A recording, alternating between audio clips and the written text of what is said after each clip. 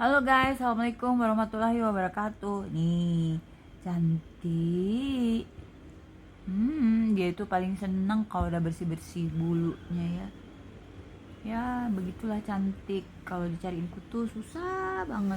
Ini apa sih, Dek? Nih, kadang bawa sampah kucing-kucingku nih. Lihat ya, duduknya kayak manusia. Hah? Duduknya kayak manusia ya kan? Hmm, duduknya bersender dia tuh nah, pokoknya ya. Jadi guys, kita tuh mau ngebahas gini. Kalian percaya nggak sih kalau ada orang yang bilang gampang, 200 juta, 500 juta? Bohong, itu pembohong besar. Apalagi aku tahu banget itu orang itu siapa ya. Jadi gini guys, dia itu belum ada ilmunya, sedangkan dia itu pengen cari duit. Jadi dia nipu-nipu orang untuk buka-buka kelas segala macem. Dia ikut-ikut pelatihan dia itu. Aku kaget loh nemu orang itu di TikTok gitu ya. Wow, ini bekas penipu besar, licik banget loh. Kok jadi buka kelas, oh kayak apa sih, kayak magnet rezeki gitu. Ih, lucu banget deh. Itu orang ilmunya belum dapet. Kalau dia tahu ilmunya mau cari kaya, jadi kaya itu gampang. Apa coba? Ikuti perintah Allah. Apa perintah Allah? Jangan mencuri, jangan makan yang haram, ya kan? Jangan nipu orang, jangan nyakitin orang, jangan tipu muslihat, jangan jadi orang munafik, dikasih amanah nggak amanah. Kalau berjanji dia bohong, kalau dikasih amanah dia hianat. Nah itulah orang-orang yang punya ciri-ciri seperti itu guys. Walaupun mulutnya sampai berbuih, sampai mungkin sampai berdarah-darah, dia ngomong mudah jadi kaya, mudah kaya, nggak bakalan kaya, nggak bakalan. Kekayaan itu hak Allah ya, memang yang ngasih. Tapi di dalam Al-Quran juga sudah disebutkan apa syaratnya kita bisa jadi kaya. Satu, nurut sama Allah. Nurut aja sama Allah. Kata Allah, jangan makan haram, berarti lu jangan makan haram. Lu jangan jadi orang munafik, lu jangan jadi orang munafik. Kayak gitu loh, gampang. Lu jangan anu, ikutin aja perintahnya. Insya Allah guys ya, kalau kita sudah ngikutin ini, alhamdulillah rezeki itu berkah. Berkah tuh dalam arti gini, rezekinya nggak akan hilang, rezekinya nggak akan terasa kurang gitu ya. Semua kebutuhan jadi tercukupi, bahkan uang kita itu atau harta kita itu memiliki jalannya sendiri untuk berlipat ganda. Contoh misalnya, kan kalau kita jujur gitu ya, rezeki itu selalu ada buat kita gitu. Tapi kalau kita nggak jujur, ya putar balik badan aja gitu ya. Nah, ini pernah kejadian sama satu orang yang aku kenal. Dia curhat sama aku. Dia manggil dirinya tuh kakak lah gitu, cewek ini. Ternyata dia cerita bahwa harta dia tuh udah banyak yang kejual, tanahnya semacam. Terus aku kan karena dengar cerita dia gitu, dia minta pendapatku. Aku tuh orangnya tipenya kalau nggak dimintain pendapat, aku kalau orang nggak cerita sama aku nggak mau tahu, aku nggak mau cari tahu dan nggak mau tahu, orangnya gitu. Tapi kalau orang udah datang ke aku curhat sama aku, ya pasti aku kasih tahu apa yang sebisa-bisanya aku tahu. Ih, peyutnya anakku, lucunya. Adik tuh cantik banget memang. Ih, gemesin banget anak mami. Oh,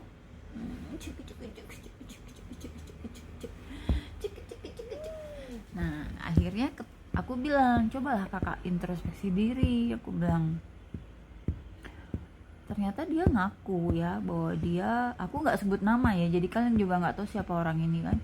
Jadi ini anggap aja kita lagi belajar lah untuk apa ya, tidak mengulangi kesalahan yang sama. Ternyata dia ngaku guys. Itu jadi kayak kalau di Kristen tuh ada pengakuan dosa, atau di Katolik ya, tuh nggak, dia ngaku dosa guys. Ternyata dosa dia itu adalah dosa berzina. Habis guys hartanya. Habis itu dia tobat nasuha. Aku lihat sendiri dia itu dari maghrib sampai isya dia nggak lepas dari sejadahnya guys. Dan dia tuh bener-bener berzikir, minta ampun sama Allah tuh sampai berurai air mata. Sedih lah liatnya gitu ya. Nah udah, akhirnya kan istilahnya tuh dia udah menghentikan kan. Dan dia juga udah putus tuh sama cowok yang dia berzina itu. Dia bener-bener pengen tobat, bener-bener tobat banget ya kakak itu tuh. Nah, akhirnya kurang lebih 1 tahun ya dari dia baca zikir, dia bertobat, dia baca istighfar. Pokoknya salut deh aku sama dia. Pokoknya berjam 8 jam tuh ya, pokoknya dari maghrib sampai isya tuh nggak berhenti dia tuh guys. Akhirnya dalam waktu 1 tahun dapatlah kabar aku bahwa dia menikah. Dia dapet cowok yang lebih muda dari dia, ganteng pula dan kaya, punya mobil apa ya, mobil Fortuner atau apa kayak gitu. Sedangkan orang ini nih janda, punya anak 3 dia. Nah, kan jadi Allah muliakan dia gitu kan, Allah muliakan dia. Nah, balik lagi dengan apa yang aku ceritain tadi ya, bahwa ada orang yang dulunya tuh aku tahu banget dia penipu guys, penipu dan sangat licik banget, sangat licik. Kalau orang nggak tahu nggak bakalan tahu gitu loh, dan itu halus banget cara mainnya. Dan sekarang jadi coach ya, berusaha jadi coachnya abal-abal, jadi entah ke self healing, entah ke financial, nggak jelas tuh orangnya. Tapi insya Allah lah, kalau dia apa ya, berarti dia nggak ngerti ilmu kaya. Jadi nggak usah pusing-pusing kalian belajar sama coach Ano. Ikutin aja apa yang diperintahin sama Allah.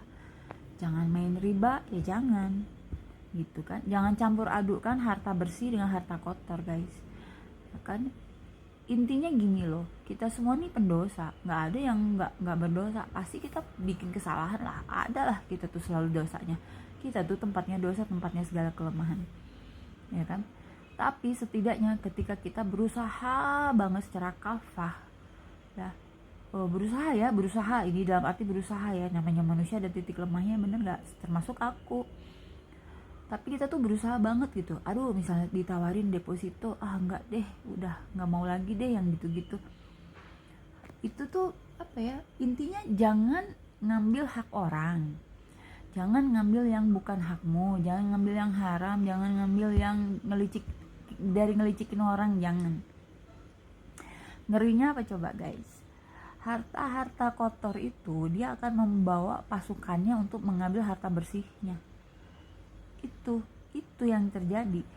Jadi aku rasa kenapa dia sampai seperti itu ya, karena mungkin udah nggak punya duit lagi dia itu gitu. Jadi sampai memberanikan diri lah, dan emang pengen tampil juga kali ya, pengen diaku sebagai orang baik gitu, padahal kita ketawa di belakang layar ngetawain dia gitu. Lucu banget kan, karena kita yang pegang buktinya guys, kita tuh ada buktinya guys, kita ngomong kayak gini. Aku nggak akan sebut nama orangnya, tapi kalian hati-hati aja ya, di TikTok tuh ada tuh yang berusaha jadi coach, buka kelas apa, kayak nasihatin orang, sudahlah, gak usah didengerin. Dia sendiri aja hidupnya kacau balau, gimana mau nolongin orang lain. Dia sendiri aja hidupnya nipu orang lain, gimana mau jadi sukses ya kan. Ngakunya kalau di media sosial kan bisa, kamu tuh bisa ngaku apa aja. Kamu punya, misalnya aku bilangin, teman-teman aku punya duit 1 miliar, kalian percaya gitu kan, padahal nggak tahu aslinya mungkin cuma punya duit 10.000 di dompetnya, kan ngeri kalau kayak gitu. Jadi hati-hati, carilah orang yang benar-benar jelas aja lah bergurunya gitu, yang orang udah memang ternama aja, jangan yang baru-baru nyoba-nyoba gitu. Itu palsu, itu orang palsu itu guys, ada di TikTok. Aduh, aku sampai mau ketawa sampai kentut itu ya, atau sampai ini orang belum dapat azab apa ya, atau memang dablek ya. Kan ada orang yang memang nggak dikasih azab sama Allah supaya dia menambah dosa terus menerus kan, karena Allah udah nggak sayang lagi sama dia gitu. Jadi dibiarkan dia berdosa makin lama makin banyak, sehingga kan nanti disiksanya makin edan-edanan bisa makan nanti di akhirat gitu guys. Jadi intinya ya seperti itulah. Cantik, insya Allah hidupmu baik-baik aja nak ya. Kamu kan dikasih makannya sama mami makanan yang halal dan toib.